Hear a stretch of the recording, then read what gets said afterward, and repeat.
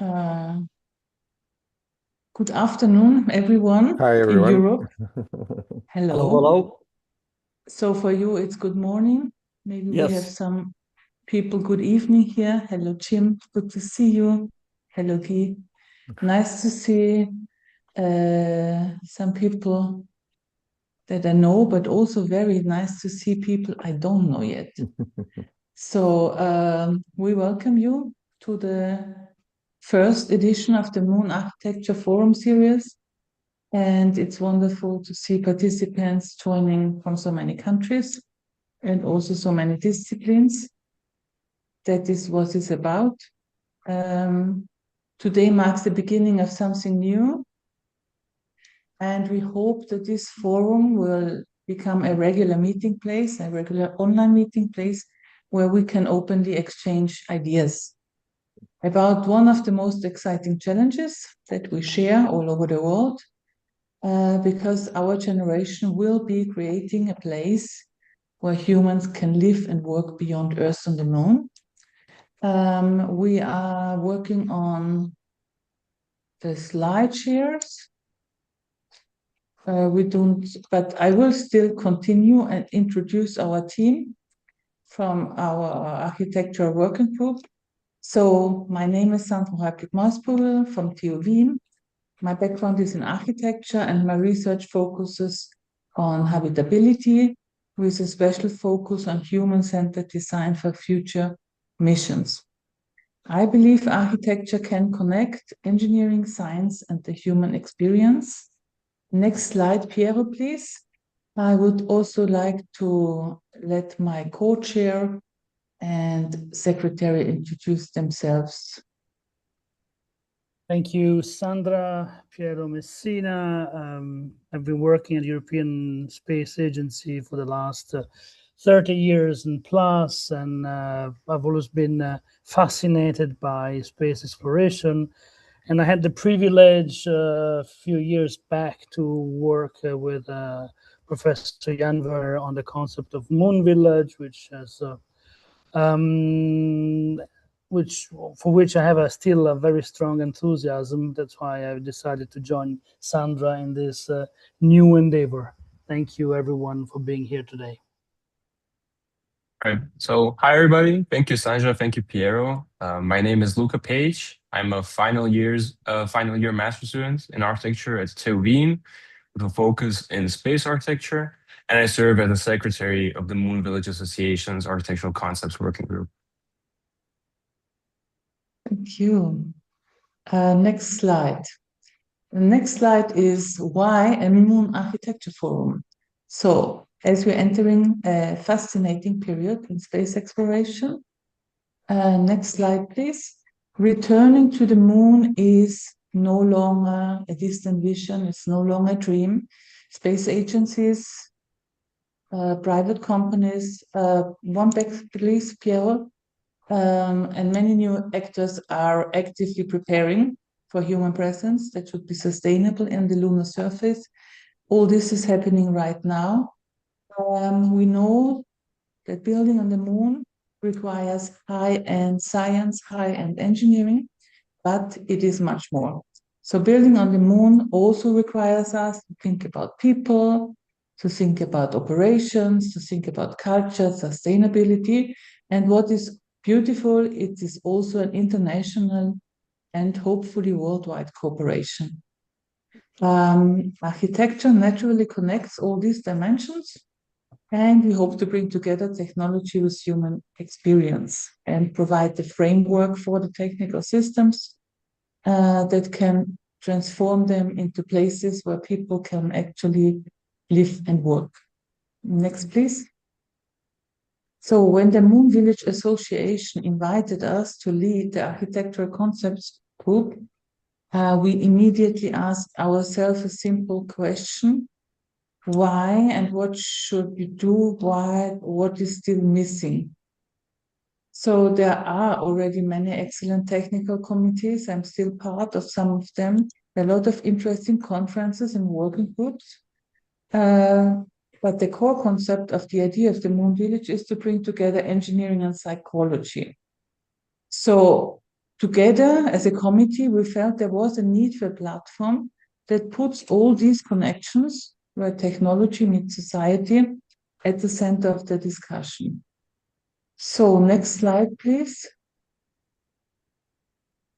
Our next slide. Our vision is very simple. We want a working group to become and also serve as an international and interdisciplinary and open platform. We do envision it as a place where researchers, architects, engineers, designers, psychologists, artists, and especially students and young professionals can meet, exchange ideas, and also inspire one another. Rather than producing reports, we are aiming to build a community. Next one, please.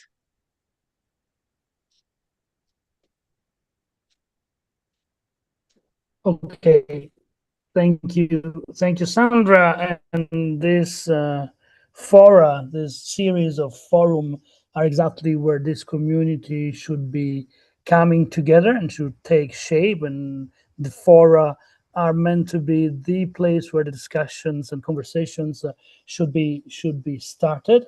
I'm not an engineer myself. I'm a political scientist and science historian by training. So I'm very keen on this interdisciplinary. I believe that going back to the moon is not only an engineering and scientific challenge, but is also a humanities, social science, and anthropological challenge. The forum that of which we have the first one today, they will be recurring, so there will be another one coming in the next couple of months. There will be in the interdisciplinaries. We will give room to presentations and inputs from various disciplines. Interactive, you will see that the second part of this forum today is devoted to conversations and open discussions, and of course open to new ideas.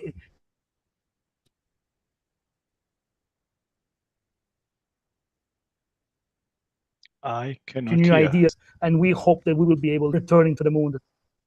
Sorry? I couldn't hear you in between, but it's fine. Okay. So this is about the forum, and this is the first one. So welcome again to this first forum.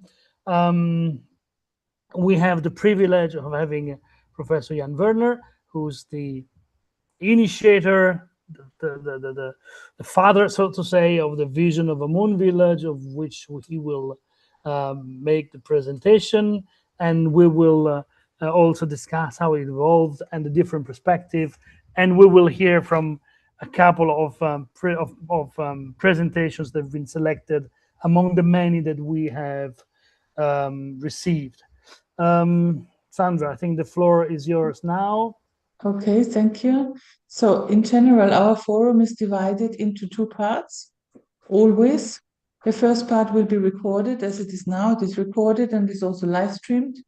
The first hour includes keynote presentations together with selected contributions from our open call.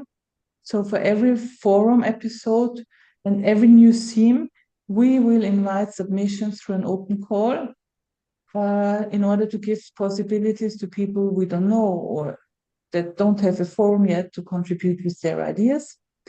And then the second part is reserved exclusively for those joining us live. So today it's you, and it is the interactive part of the forum where we invite you to ask questions, share your experiences, and moreover challenge ideas and engage in an open discussion. It is now my great pleasure. I'm so happy that we can introduce Jan Werner, Professor Jan Werner, as our keynote speaker. I'm deeply honored and very happy that he accepted our invitation and he has time to inaugurate this very first forum. You know him all probably. He is the former Director General of the European Space Agency, ESA. He has played a leading role in shaping international space explorations in many projects. But more importantly for today's discussion, he is the originator of the Moon Village concept, the idea of the Moon Village. And when he first introduced this idea, it was many years ago, over a decade. I think he will talk about it in his speech. And what is interesting that it was a vision of international collaboration and a place where many nations, companies, disciplines could contribute according to their own strengths. So a beautiful open concept. For sure, this idea has inspired countless research projects, educational initiatives, and including many of the activities represented in this audience. So there's no other person that would be more appropriate to open this new forum. Thank you for joining us, and please let me welcome Professor Jan Werner for the public input. Thank you very much. The floor is yours. Thank you very much, Sandra, and it's really a great honor and pleasure for me. Thank you also, Piero, to talk a little bit about the Moon Village, the idea, where it comes from, or where it came from, and where it should go to. So, as you correctly mentioned, there was, of course, always an interest in the moon. Interesting enough, there was a movie at the beginning of last century talking about the woman in the moon. And the nice story behind this movie is that the countdown was invented by Fritz Lang. So there was no rocket at that time, but he invented that there should be a countdown because that was better for the movie. And of course, there are several books, different books, Jules Verne and others talking about the moon. So the moon was always something special because from the surface of the Earth, you can see something on the moon more than just a light part as the sun. You can see something. So, and you all know that in 1961, John F. Kennedy announced to go to the moon within the decade. And this was something which was, so to say, also starting race in space between the Soviet Union and the United States of America. And we all know what happened at that time. But I always mention at this point also that the Soviets went also to the moon with rovers, with Lunokhod. So not only the Americans with the astronauts, but also the Soviets with rovers. And I have to mention at this point that the race in space had also some fatalities at the very early times. Apollo 1, with 3 astronauts dying in their capsule on the surface of Earth because of very stupid aspects. I can discuss about that, but today we are talking about the moon. And then we got the first slides and pictures from humans on the surface of the moon. Which was really impressive. At that time, I was, of course, the whole night, I looked TV and observed it. And there is a nice story with this slide on the left-hand side, because NASA changed it afterwards. They put some black universe on top of the head of the astronaut. And you can see that they did it because on the right-hand side, normally you should see the antenna, which you do not see in the left-hand side. So they put something black on top of it. So it's better not to start such a journey with a fake. But okay. And there is another aspect which I would like to mention, and that was this metal which they put on the landing vehicle, saying we came in peace for all mankind. What I believe is really a strong message even for today. But people were talking afterwards, should we go to Mars? Is that the next destination? And you can see here, it's a different story. To go to Mars with today's technology takes about 2 years to go to Mars and back. And I believe there should be never a discussion to go to Mars only one way. But today, we do not have the right means for that.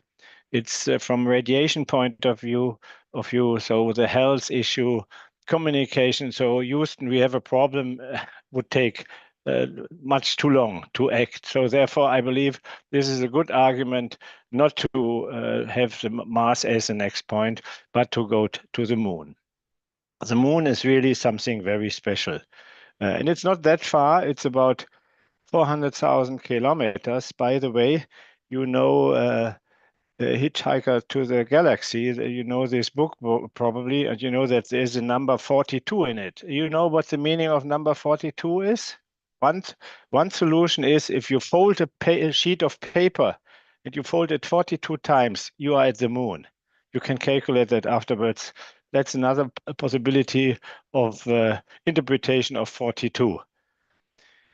The moon was formed most probably because of a Mars-sized planet, which slammed into early Earth. This is at least one of the theories. I'm not an astronomer. I'm just a simple civil engineer, but it sounds logical. And here you see some of the numbers. All of you might know that, but it's also all of them know it. It's some interesting numbers, of course, low gravity, but big range of temperatures on the surface of the moon. So one should be careful whatever one is doing over there. And the radiation is not written here, but if you go to the moon and stay there for more than some hours, you should take care of the radiation as well. And then it was already said, then suddenly the Americans were announcing, let's go back to the moon. And this was, for me, a surprise because Americans are normally looking forward. So why did they say they want to go backwards? That was a surprise for me.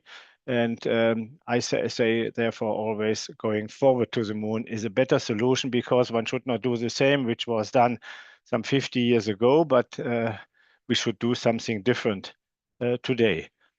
And for me, the moon should have some very clear messages if we go to the moon. It should not be that we are going there because we want to escape from Earth. So that is, for instance, Stephen Hawking said it, we should leave the Earth because so much waste and climate change and virus, atomic bomb, etc. No, this is not a good reason. We should take care of the Earth in future. No colonization, that means we should not try to move the citizens from the Earth to the moon. There should be no appropriation, so nobody, no claim from for the different areas, and no military action, but science and research, joint undertaking internationally, and companies and institutions together, and it should be internationally open. And therefore, I announced, as you correctly said, Sandra, it's more than a decade earlier. I said, let's have a multi-partner open concept, which should say multi-partner means different countries, private and public actors, etc. And open concept means that everybody and each and every institution should participate. That was the idea. And I had a discussion with journalists and on a conference, and there is a long list which I will not go through right now, but it should be international, human and robotic, public and private, and so on and so on. And it should be also a stepping stone for further exploration. And then a journalist told me, Jan, it's a nice idea, but nobody will understand multi-partner open concept. You need a better wording. And in that discussion, then the word of Moon Village was created, because what is a village? A village is where people of different ideas, different interests come together and create some community. And this was the idea of the Moon Village. Again, international, that's the basis of the Moon Village. And it should be free and open access, no claims, etc., as I said already. The Americans were very surprised because European Space Agency Moon Village, that was a surprise for many, also for ESA, even for ESA, it was a surprise. And then Elon Musk said, okay, let's have, in 2017, he said already, let's have Moonbase Alpha. This comes back to an early movie where this wording was used. And also Jeff Bezos said, let's have a city on the moon. And Elon Musk said, okay, let's go first to the moon and then to Mars.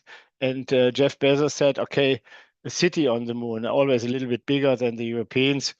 So let's do a city on the moon. And finally, which was the last one joining this idea, was NASA.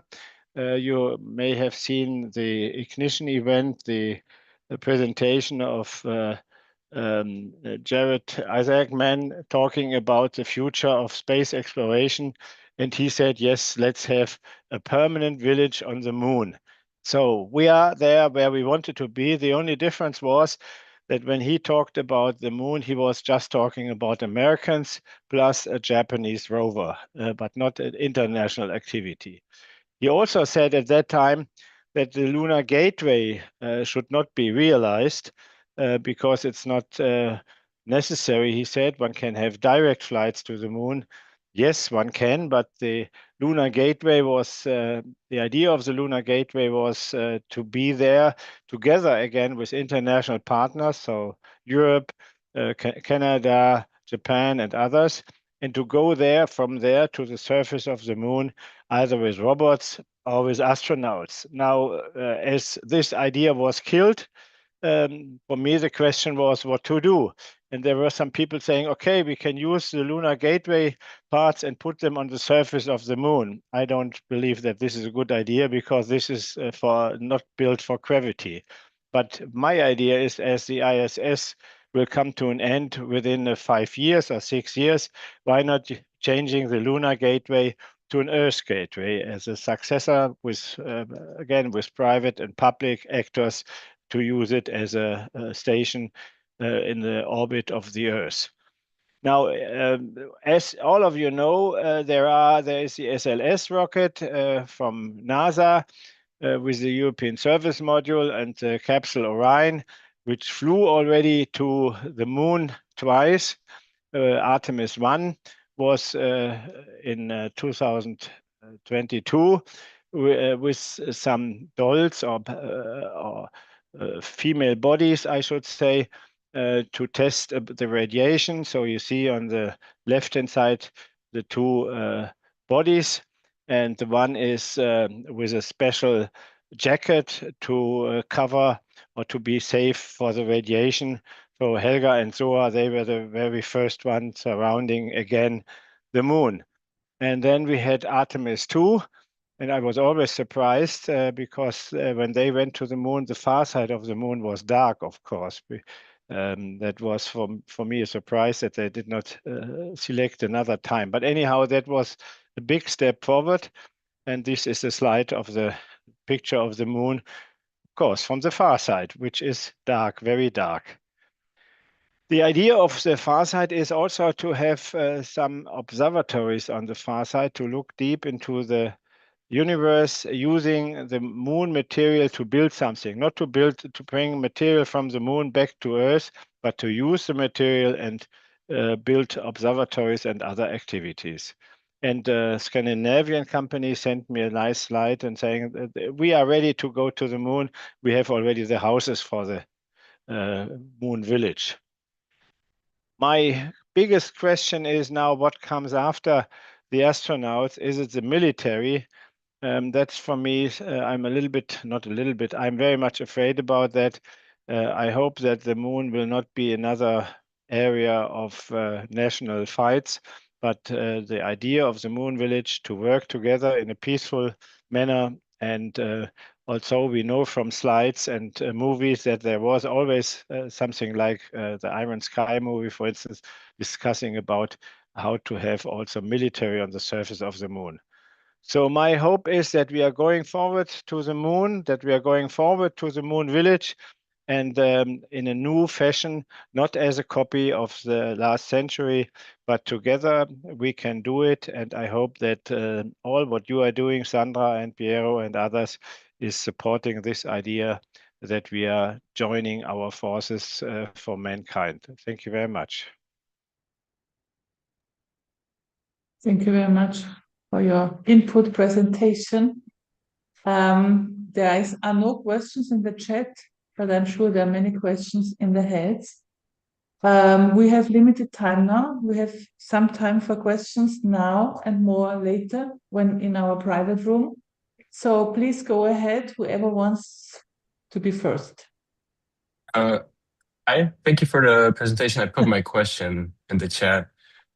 So what do you see as the key ingredients that turn separate national outposts into an actual village? And what would be the main constraints standing in the way right now? The main word of answer is free and open access.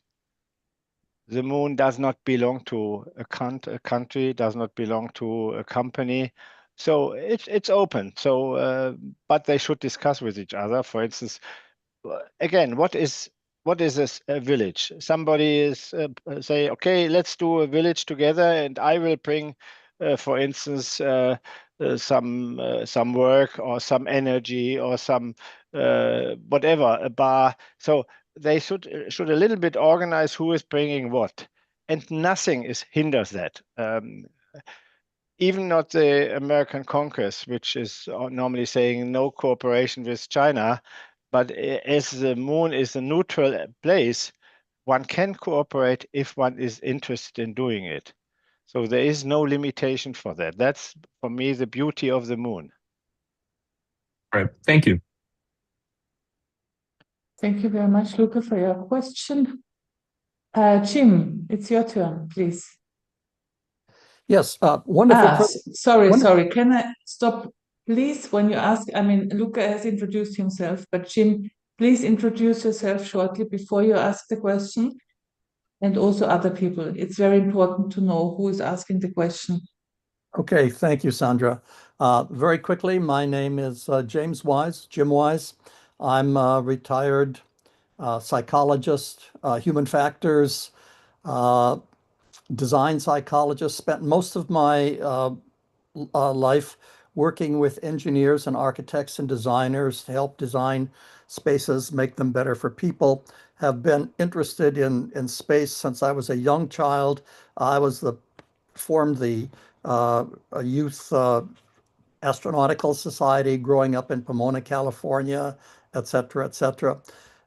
So happy in my retirement to get fully back to it now. I've done a lot of research with NASA, also on space habitability with NASA Ames. That was back in the mid 80s and early 90s. Anyway, my question is that just before I retired, my last work at the university there was to hold a summer class, and we looked at a moon village and how all of the psychology on it would go together and the staffing and all this sort of thing. And of course, you had to have a reason to do it for money. And the best reason we could find was helium-3 mining. And I was surprised that you didn't mention this at all anywhere in your talk, this sort of economic motivation, because it would drive a lot of other things about how a moon village would take shape. And so I wanted to ask you, has that gone out of fashion, or does that not think be possible anymore, helium-3 mining on the moon? So I'm against mining of the moon for the purpose of bringing it back to the Earth, because that doesn't make sense. And at the end of the day, if we have too much mining, we have just half moon all the time. No, that's not the case. But what I want to say is helium-3, what I learned from the physicists is that it's much easier to produce helium-3 on Earth than to get it from the moon. That's at least what they told me. And of course, you can have on the moon, maybe it's nice to use the water, which we know, which is there, to produce either some liquid water for the astronauts or to use it for hydrogen and oxygen for as fuel element. But I don't see that it makes sense to bring all this stuff back to the Earth. I just don't see it. Maybe I'm wrong. But I don't see it. We could have a much longer discussion about that sometime. Okay, I'm ready. That's all right. Thank you. I'm ready to learn. Oh, the reason we picked helium-3 is that there's the abundance of helium-3 on the mare of the moon and this side of the moon is so much easier to get and to mine and to refine there, bring it back, than it would be on Earth. That's what everything I had read and that we had read had said at that time.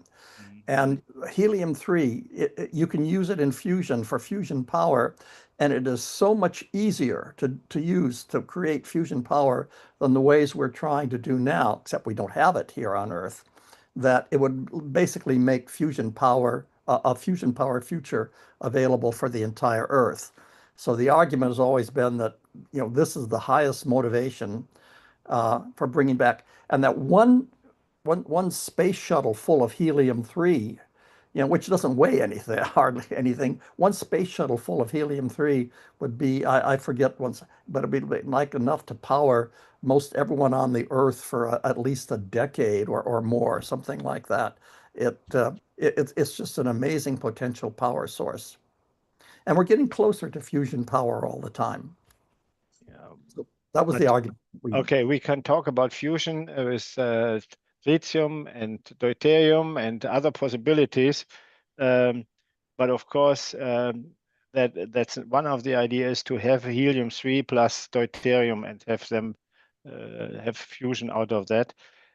I'm not so sure, again. But the advantage is not the commercial value, but as far as I know, that you don't get then neutrons, free neutrons, if you make the fusion with helium-3. But let's see if it comes forward. Maybe that's a good idea. But again, so far it has to be also in an international legal situation. It is today. It's not allowed. Yes, we did that.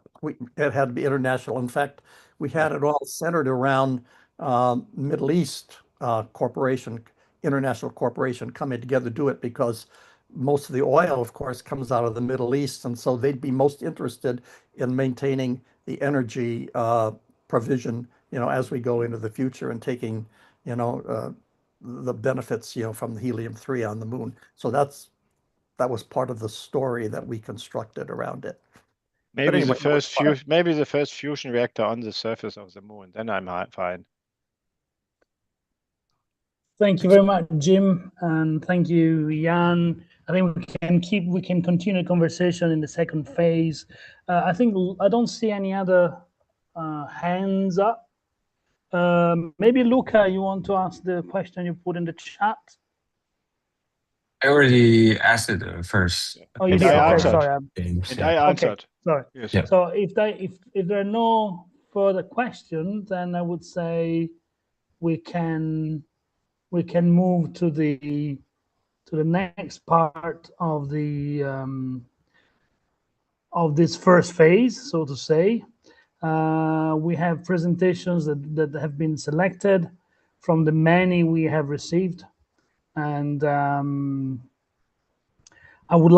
think together with Sandra, we would like to thank everyone who has shown interest in this first call. There will be other occasions for you to present your ideas. We have selected 2 presentations. I hope that both presenters are among the participants today. And I would like to give the floor to Phan Jiabao. I hope the presentation is acceptable, with a presentation whose title is Walls That Make Laws. Phan, are you there? He says, one moment, please. Maybe we can change. Zach, are you ready? Okay. Trying to fix the micro. It will be only 1 minute. It won't take long. Okay. Yes. Can you hear me? We can hear you. Yes, we can hear you. Yes. So I will probably attempt to put on my slides. Please, 1 moment. My apologies. Maybe no problem. For both presenters, maybe introduce yourself and then go. Yes. Sure. The presentation. Yes, sure. So my name is Phan Jiabao, and I suppose my name is a little bit difficult to spell. So I suppose that all of you can call me Bobby, which is my English name, much easier to spell. So yes, I'm currently a student in the Hanoi Law University in Vietnam, which is kind of unusual because when I first came when I first actually read up about the Moon Village. I thought to myself, oh, this is maybe this has something to do with law. But then I thought to myself, wait, everything needs to have some kind of legal analysis, some kind of legal basis in place. So that's when I thought to myself, maybe the walls do make law. So before I get to how the walls make law, so yeah, that's Fun. Maybe does your camera work? yes, I could try to. Yeah, can you guys see me? Yes, thank you. So I don't know why, but I'm having issue with the slides. I think I sent my slide through the email. So do you want me Yeah. to share them? Yes, please. Okay. Yes. But you'll have to tell me when you want me to go next, okay? Yes, sure. No problem. I think that should be the one. Do you reckon? Yes, that's the one, isn't it? Yes, it is. Okay. Can you see it properly? Yes, I can see it. Okay. Okay, can I have a few seconds to adjust my laptop? Is that okay? Sure. Yes.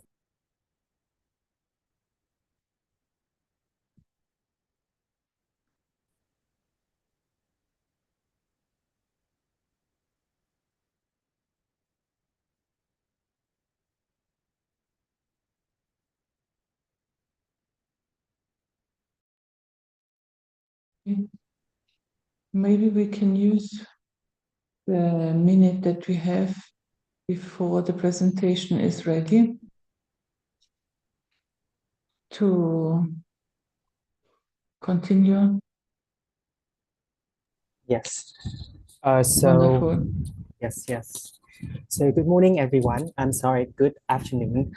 It's kind of the time zone over here. So today I will be presenting about walls that make law, architectural design as a jurisdictional instrument in the Moon Village.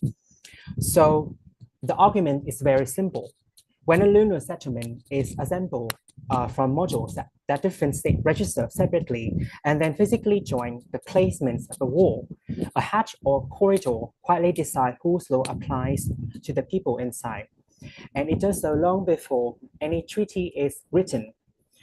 So moving on to the next slide. Here's a more intimate details. On Earth, the legal boundary usually comes first and the wall follows. In a connected lunar habitat, the reverse can absolutely happen. Engineers place a hatch or corridor for technical reasons, yet that decision can determine which state's criminal, civil, or even intellectual property law applies. I'm not arguing that architecture alone determines jurisdiction. Registration, authorization, and other legal steps all matter. My point is that architecture is where those legal rules become physical. So the mechanism is doctrinal and not metaphorical. And Article 8 of the Outer Space Treaty, implemented by the ISS through the Article 5 IGA, links jurisdiction to register physical elements. And Article 6 of the Outer Space Treaty attributes authorized private activity to the supervising state, reflecting Melissa Durkee's theory of attributed lawmaking. So together, they explain how engineering decisions can acquire legal consequences without anyone deliberately making jurisdictional choice. So moving on to the next satellite. So starting again with the legal foundation, because it is not obvious outside international space law, and the way I frame it could be misleading. No state may claim sovereignty over the moon, so jurisdiction cannot rest only on the ground that the way it does on Earth. But this is not really an inversion of terrestrial law, and I do not want to overstate it. Law has always led physical facts ground jurisdiction. Since the island of Palmas arbitration, it is a case law. Effective physical control has always been recognized as the basis for territorial title, stronger than abstract claims of discovery. And what space law does is transpose that same logic from land onto registered object. And under Article 8 of the Outer Space Treaty, whichever state enters an object on its registry keeps jurisdiction and control over it and the personnel inside, wherever it physically is. So this could be characterized as quasi-territorial precisely because the anchor is a physical registered thing rather than a land a state may not claim. I want to flag one distinction directly because since PALMAS is a sovereignty case, and Article 2 of the Outer Space Treaty bars sovereignty claim on the moon. But the analogy I am drawing to the underlying logic, physical control grounding a legal entitlement, not to doctrinal identity. So moving on to the next slide, I want to clarify two terms before we can move on. So with the Moon Village Association is very clear that it is not a single planned settlement or an international space station on the moon. It is an open vision for many possible lunar activities.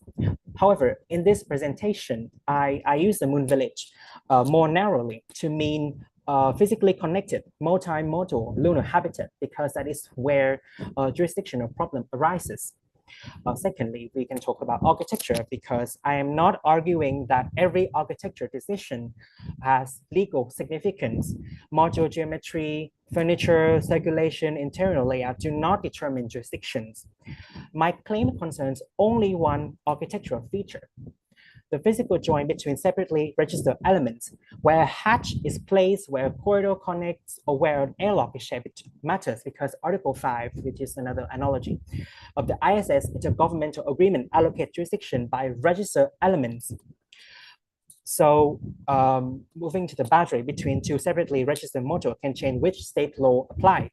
So that is why, in a sense, which presentation says that wars indeed make laws. The war does not create legal rule. The treaty already does that. The war simply determines where the treaty rule takes effect. So it is very important. So moving on to the next slide. My research question is very simple. In the absence of a dedicated legal instrument, does the physical desire for multimodal lunar habitat operate as a de facto instrument allocating legal jurisdiction? And if so, what design safeguard could correct for that effect? So moving on. So back to the legal analysis, because I keep coming back to this because it's very important. Article 8 of the Outer Space Treaty makes registration the trigger. A state keeps jurisdiction over an object on its registry and over the people inside, whoever it is. And Article 5 of the 1998 Station Agreement applies the rule element by element. So each partner governs specifically the elements register. So put those together and jurisdiction runs in a fixed sequence. First, the funding and procurement decision fixes which state stands behind a module. And then construction and engineering fix where its physical joint sits. And then Article 5 converts each joint into a jurisdictional boundary key to whoever registered the element. So whoever funds and builds a module ends up governing everyone inside it. And that outcome is settled by a contract signed years before anyone asks the legal question. So we have a clear case study in the next slide where we have the Zarya, the station's first element. It was actually built by Russia's Khrushchev Center and launched on a Russian rocket, but it was funded by NASA. So it is registered to and owned by and legally governed by the United States, even though it sits physically inside the Russian segment. So actually NASA owned material site approximately $220 million. And but however, coming from the US government accountability office, audit precise figure is that Boeing signed a fixed price subcontract for $190 million, and with Khrushchev in 1995 and rising to $234 million after modification. So whoever is inside Zarya is for civil and intellectual property, I just humor me with an example, purposes. The United States territory in the relevant sense, regardless of which United States territory, they walk in together, the US law govern that. And also in 2021, we also have an accident where Nauka anomaly shows the operational teeth for the same model, but the Russian registered module thruster misfired and spun the whole station about 1.5 revolutions, and NASA kind of was kind of lost control over it. So in a way, the state does not hold the registry, cannot act. Okay, so for example, if a module coming from Russia is in some kind of out control, NASA cannot unilaterally control it because it belongs to Russia. So the same could very well happen on the moon, where we have multi-modules lunar habitat. So that's why I keep coming back to this point, because it is very important who holds what jurisdiction in what segment. So moving to the crux of the paper, crux of the presentation. So if Article 5 turns physical joints into legal boundaries, then who decides where the joint sits? Well, certainly not a lawyer or a treaty drafter in that sense. A structural life safety and a radiation engineer working from what I've surveyed from the literature. Pardon me, I am a law student, but I did read some materials regarding this. So it does not, those literature, they do not use the word jurisdiction at all. So 3 constraints actually fix the joints. So first we have redundancy. So a design rules going back to the earliest station studies and repeated in the current Moon Village master planning require at least 2 exits from every module. So the loss of any one space cannot cut off the rest. So next we have the pressure. So an interior wall and the hatch through it is sized and cited by the pressure and difference between adjacent modules. And an airlock only works because it is engineered as a separately steerable compartment. And third, we have the shielding itself, because about 3 meters of regolith is a standard radiation cover. And that much overburden makes access difficult. So designers economize on access points, sometimes collapsing on a corridor and an airlock into one component. So each of these decided for safety and construction reasons silently fixes where a jurisdictional boundary will fall. So that mechanism kind of produces the 2 latent problems we see here. The first one is fragmentation, because jurisdiction attaches element by element, like I mentioned earlier. A single continuous breathable volume can contain as many legal jurisdiction as its register elements. The ESA own summary of the station agreement says the elements a partner provides are assimilated to that state territory. So European law applies inside, for example, the Columbus, and American law inside the US segment within a structure whose occupants can float between them without opening a door. So someone can cross an internal hatch into a different regime of criminal, employment, liability law and see no change at all. And this is not just a lawyer abstraction. Read back in 1989, the National Research Council review found that management authority on the station, on the International Space Station, had fragmented module by module before the 1998 agreement gave that fragmentation an illegal effect, calling the diffusion of power extreme. So if we do not come to any conclusion on a potential lunar habitat, the same thing could well repeat. So the second harder problem is the jurisdictional void, because by void, I mean something precise. It is not the absence of law, but an absence of prior allocation. So no rule fixes in advance of a dispute, which of the states with plausible claim actually governs. So connecting nodes, airlocks, corridors, and they are shared by function. So, but nothing in the station agreement or any Moon Village instrument requires connective elements to be registered as their own category with their own assigned law. So this is potentially could be a problem in the future. Can I invite you to come to conclusion, please? Sorry. Yes. Okay. So coming to the conclusion. So to conclude and to make the contribution. The design already allocate jurisdiction, and automatically the moment a physical joint exists and no instrument enforced or under negotiation addresses it. My recommendation is very simple: a jurisdiction by design protocol.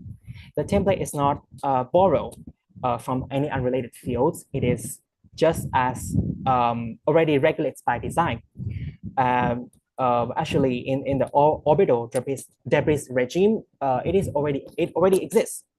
So just as an operator seeking a launch license must file a debris mitigation plan at the design stage, a contributor building or connecting a lunar at the design stage must also file the same files. And for each one of the module creates, the declaration state which state law governs or which default rule applies when the joint is jointly built. and how that allocation is basically marked so an occupant can see it, and the name contact if is later disputed. So that is my conclusion I come to.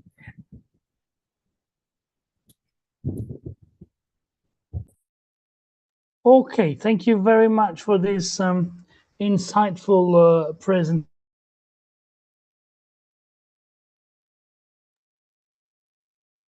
Thank you very much. I take over. Piero is So okay. we have no on. Well, again? Sorry, you were lost. That's why we lost Can you hear me now? signal. Yes, we Can you hear me now? Okay. So thank you very much for your presentation. We have no time for questions now, but if you stay on, we will sure refer back to your presentation during the conversation, the second part. And now the presentation by the second speaker with Zach Mesmer, Designing for Uncertainty. Zach, are you there? Can you introduce yourself and start the presentation? Yeah, so You'll actually have Zach and I today. yep, I'm just about to say that, yes. So Yeah. Caden is my other partner here. He was on the email, so maybe just a little clarification there. But we were design partners as well as our third partner who couldn't be here today just for some personal reasons. But we're going to be presenting this. So my name is Zach. I just graduated with my 6th year of architecture, so master's is out of the way. And I'm now working just as an architectural designer, and we're here presenting to try to make a break into the space industry potentially. So thank you guys. And my name's Caden Dalgard. I also graduated with Zach from ASU, Arizona State University, with my Master's of Architecture. And I'm now a licensed architect in Montana and Utah.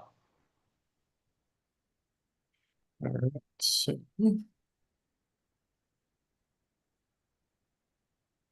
everyone see my screen okay here? It's coming. Yes. All right, perfect. Well then, Caden, I will let you take it away. Awesome. Well, hello everyone, and thank you for letting us join you today. We are excited to present to you Monbay, our conceptual lunar habitat project. Monbay was developed by Zach, Mark, and myself. Our project explores how architecture can support human health, community, sustainability, and long-term habitation beyond the Earth. Every settlement begins with a journey. So this is really showing how every single settlement, no matter what it is going to begin with that initial payload. You're going to need your astronauts to get up there and your base materials. So the surface was not meant for us and is not meant for humans. We know this. There are many things that aren't for us. There's radiation, there is these thermal extremes, and there's micrometeorites. All three of these three things combine to make for a very harsh surface. The 200 Celsius heat swings make materials crack. They're not good for thermal barriers. The radiation also cracks materials. It's also a huge risk for cancer for our astronauts, and micrometeorites strike the surface faster than bullets. So all these things lead to the conclusion that we felt building underground was a great way to mitigate all of these issues. So these are the case studies that we had. We have the Runge Pit, which is a site in the Mar region. There's a skylight there, or what is known to potentially be a skylight with relative certainty. And then there's Cueva de los Verdes, which is an actual terrestrial site condition. It's a lava tube. So combining these two sites gave us an actual site condition with real world constraints that we were able to build within. So this is a nice section of that site that we have designed. The two are very similar in size. We scaled up the cave just a little bit as with gravity limitation there.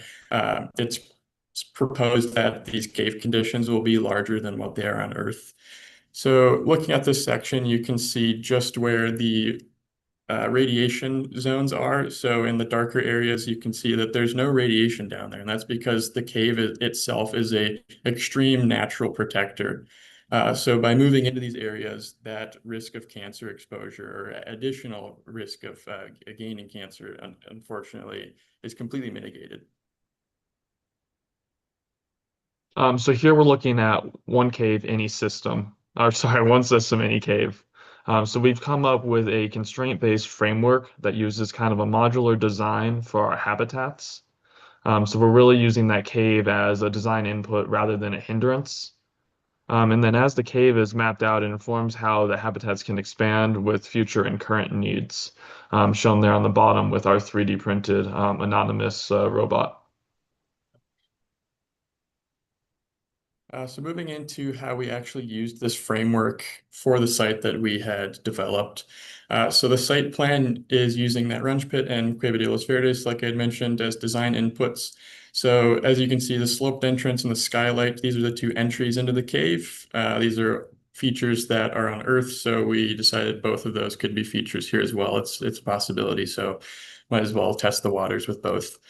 So the site is centered around that skylight, and this becomes a central hub for 3 landing pads as well as a reactor. The reactor is how we're getting power to the base, of course, and the landing pads are far enough away in case there's, unfortunately, there's always possibility for a catastrophe to strike if a rocket mislands or takes off and something happens. They're far enough away. There's no possibility of catastrophe on the base as well. We chose 3 landing pads just to make sure that there's ample space for cargo to come and go. And then the elevator allows people to get up and down the base, as well as uses the telecommunications and power. So that way we can actually have everything down in the base that we need. So here we're going to dive into our 2 major typologies that we used. So our first one shown on the left is our pressurized tensile tarp. This tarp is going to be, so there's the base level that's going to be centered regolith ledges that's going to be created by autonomous robots. And then this is kind of in areas that are just too steep for your conventional habitats. The tarp will then be a thinner material than the traditional inflatables because it doesn't require the same layers because we've mitigated the micrometeorites, the radiation, and the extreme temperatures. And that tarp will be tied back into the regolith and held together and then inflated like an inflatable. Our second habitat then is the basalt habitat, which will be a 3D print and tilt-up construction habitat. The habitat is comprised of multiple segments, as you see there in the upper middle, that will all then be attached to our steel structural membrane, holding it all together. And then inside of that, there will be an inflatable that inflates inside that with the strong core on the outside, and then your life-saving airtight seal on the inside. On the far right, you're also seeing how we're able to stack these elements, just showing that based on these different ledges and how these caves are very imperfect, you can also just build based off the heights already present without having to grade the whole cave. And at the bottom, we're just showing our scale of our little astronauts compared to the size of these habitats. So moving into the mapping, once we have the site planned and everything is figured out, we will be sending these rovers down into the cave. So they'll be lowered via the crane that I was talking about earlier.